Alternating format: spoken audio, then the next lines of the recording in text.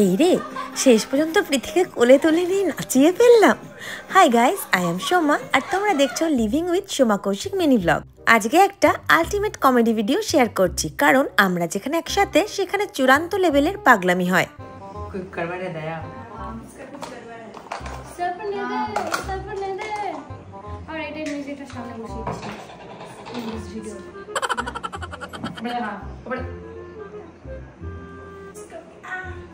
আমাদের মনে হচ্ছে কি তোদের মাঝখানে দুটো ফুল ফুটেছে।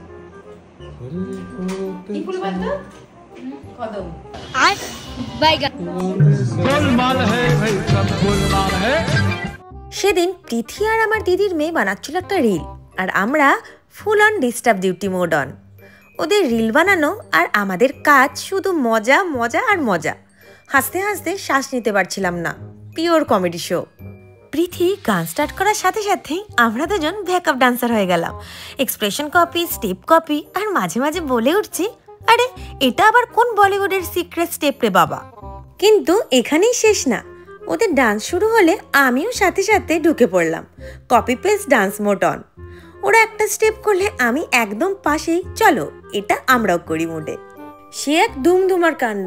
আমরা ব্যাকআপ ড্যান্সার হিসাবে এত নাচছি যে ওদের আসল নাচটাই হচ্ছিল না। ভিডিও চলতে চলতে হাসির ভলিউম বাড়তেই লাগলো। হাসতে হাসতে পেট ব্যথা করছিল। পৃথি যে পরিমাণ সিরিয়াস হয়ে নাচছিল, আমার কাজ ছিল তাকে কোলে তুলে আবার নাচিয়ে দেওয়া। Pure family comedy circus.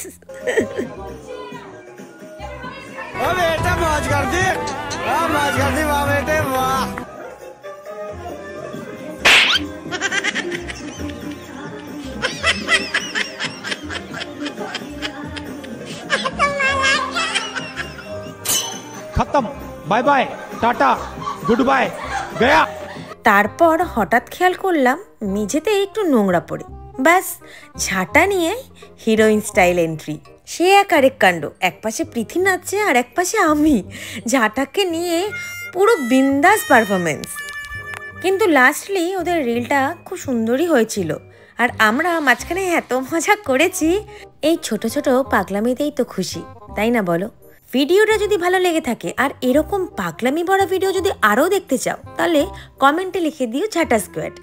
Next ব্লগে আবার দেখা হবে। ততক্ষণের জন্য টাটা, বাই।